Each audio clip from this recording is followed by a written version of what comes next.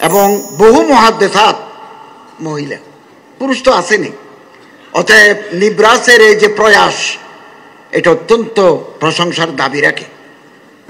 আমরা একটা নতুন দিনের স্বপ্ন দেখি, ভেদাভেদ আর নয়, আমাদেরকে একে অপরের হাত ধরে সামনের দিকে এগোতে হবে। নিব্রাস এক্ষেত্রে গুরুত্বপূর্ণ ভূমিকা পালন করে যাচ্ছে। হযরত মাওলানা জয়নুল আবেদিন সাহেব অনেক প্রতিষ্ঠানের সাথে জড়িত, তনজিমুল উম্মাহ এই জাতীয় অনেক প্রতিষ্ঠানের সাথে উনি যুক্ত। এবং আমরা মানুষকে সম্মান করতে শিখি। আমি যদি অন্যজনকে সম্মান না করি, তার কাছ থেকে আমি সম্মান আশা করতে পারি না। আমি যদি ঢিল ছুড়ি, পাটকেল খাওয়ার জন্য আমাকে অপেক্ষা করতে হবে। গীবত করব না, গীবত করব না, পরচর্চা, ব্যাকল্যাশিং, ব্যাকবাইটিং, আমরা পিছনে চলে আসব। মানুষ বলবে, সমালোচনা করবে, আমরা কিন্তু কাজ করে যাব। আমাদের কাজেই আগামী দিনের বিজয় পতাকা উড়াবে। আমরা কাজ করে যাব, মানুষ বলুক, খারাপ বলুক, এটা হচ্ছে মনস্তাত্ত্বিক কারণ।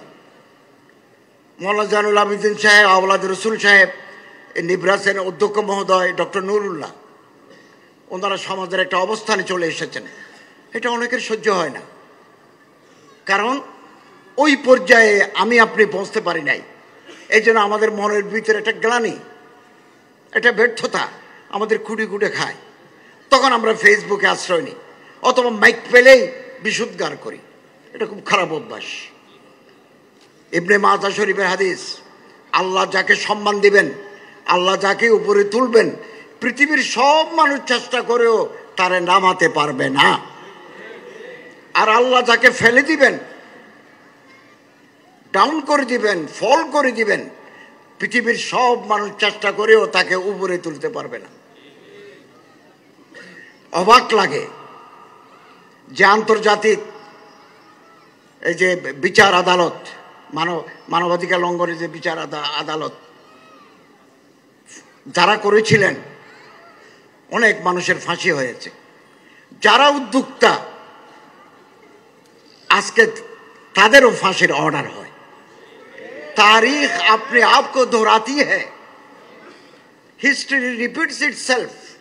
ইতিহাস এভাবে চাকা ঘুরে।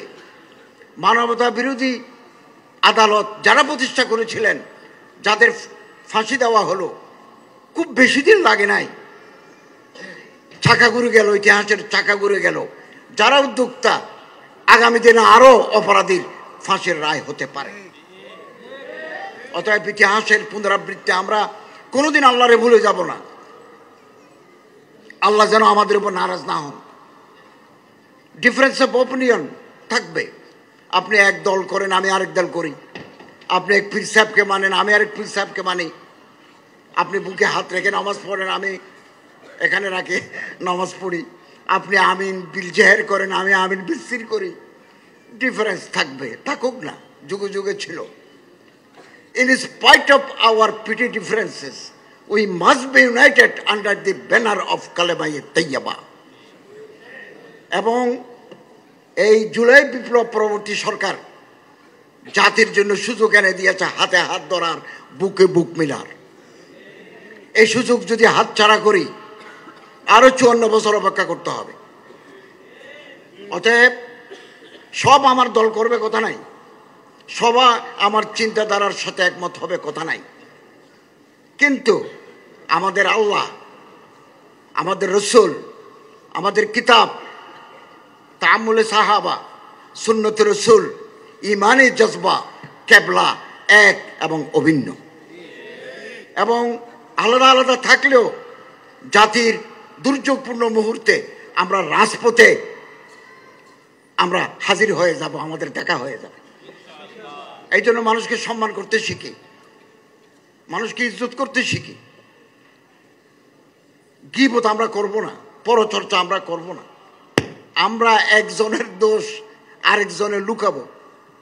আপনি যদি আমারে বেইজ্জত করে দেন, আল্লাহ তাআলা আপনারে বেইজ্জত করতে সময় লাগবে না। এগুলো হাদিস। আমি নিব্রাস কর্তৃপক্ষকে আন্তরিক অভিনন্দন জানাচ্ছি। আমরা একটা আশার আলো দেখতে পাচ্ছি। এটা শর্ট টার্মও হতে পারে, লং টার্মও হতে পারে। শর্ট টার্মের যদি না হয়, লং টার্মের জন্য অপেক্ষা করতে হবে। স্বল্প সময়ের ভিতরে যদি এটা হয়, আলহামদুলিল্লাহ। আর যদি নাও হয়, দীর্ঘমেয়াদী স্বপ্নের জন্য আমাদের অপেক্ষা করতে হবে। দুনিয়া উম্মিদ পর কায়েম হ্যায়, পৃথিবীটায় ঠিকই আছে স্বপ্নের উপরে। কবি শেক্সপিয়ার একটা কথা দিয়ে আমার কথা আজকে শেষ করলাম। Hope for the best. প্রত্যাশা করব আগামী দিনগুলো ভালো যাবে।